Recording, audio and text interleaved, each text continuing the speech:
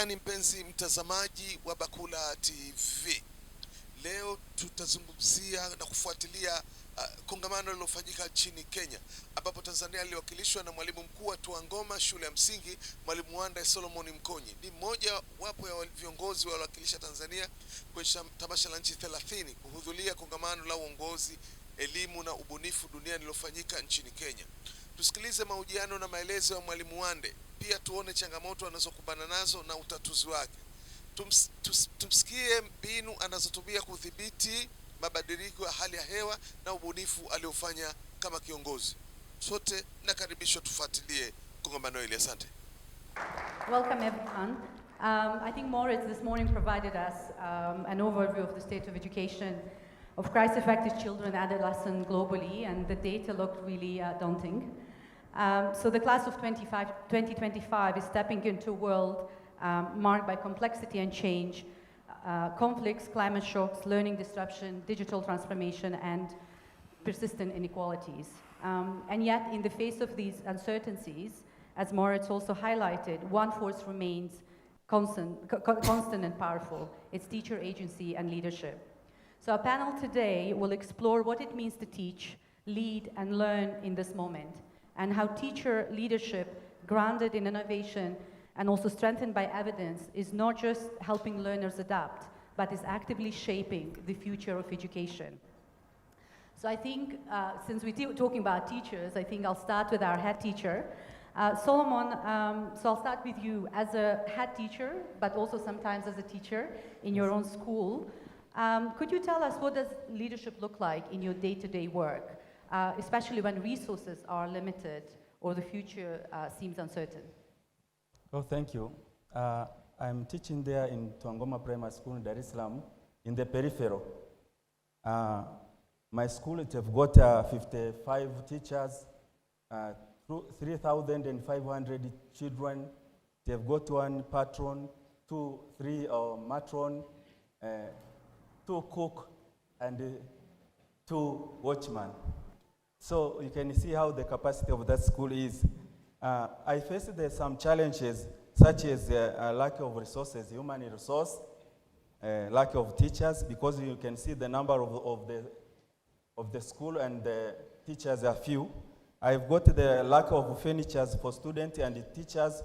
I've got the challenge of facilities for the blind children, such as teaching and learning material. Also, the water system is not so much good. And to overcome those problems, I've got 3 measurements that I've done for that. That is creating rapport and finding donors.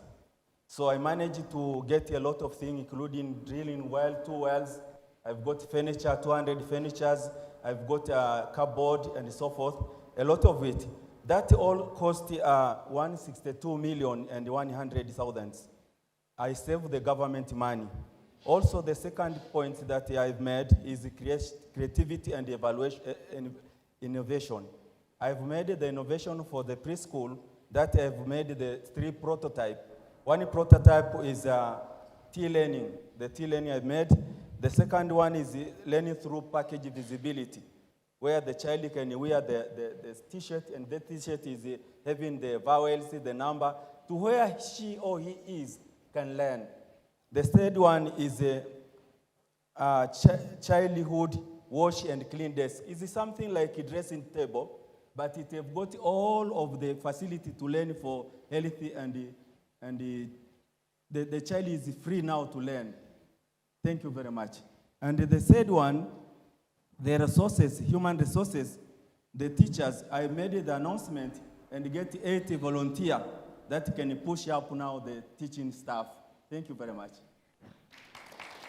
That is good. Thank you so much, Solomon. I think your leadership in, showing not just being as a leader in terms of the school and not just relying on the resources from the government, but also working with other partners, trying to mobilize resources for your schools, shows really your leadership. But also, you've not only been as a school leader, but also as a teacher, and these solutions that you've brought, and I believe with some of the support of the School 2030 through the design thinking, that have helped you to address some of these challenges. Thank you, Solomon, for sharing with us some of your work. Solomon, we don't have a lot of time, so I'm going to ask you to be a bit short in terms of how do you see you as a head teacher, but also in your school, the teachers promoting resilient education, or them having this being resilient in the context that you're working?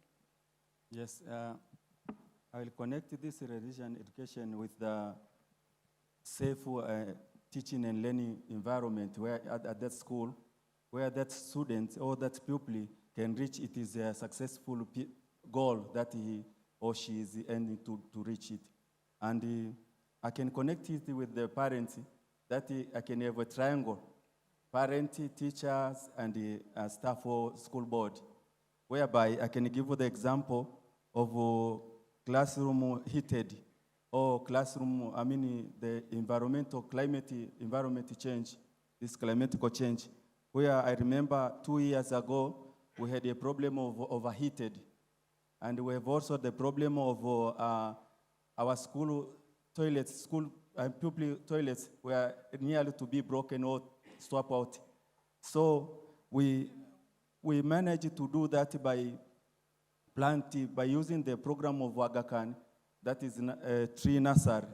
We use that to plant 500 trees. Now the school is green, Tuangoma green now. It is becoming green because we managed to do it.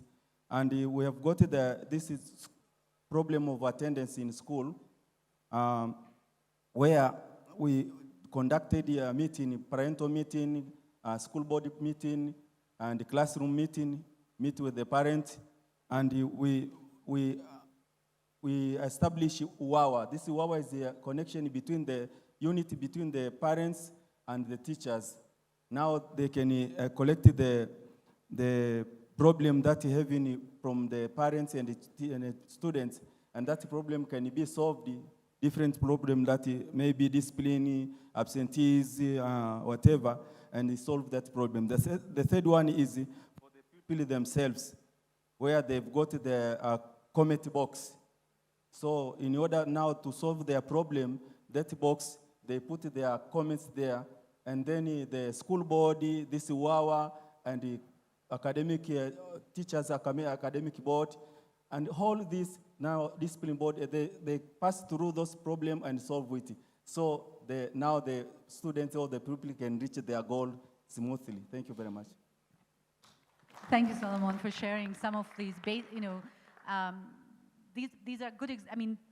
They seem basic, but I think what you're trying to, explain to us is how you, as a leader, but also supporting your teachers and students, to respond to the ongoing emergency that your school seems to be dealing with, whether it's a heat, whether it's a water, and you're looking at how, with parents, with your school staff, with students, that you're addressing, and also hearing from students, engaging students in through these comments that they provide, so that you can improve your school and the education that you're providing to your children.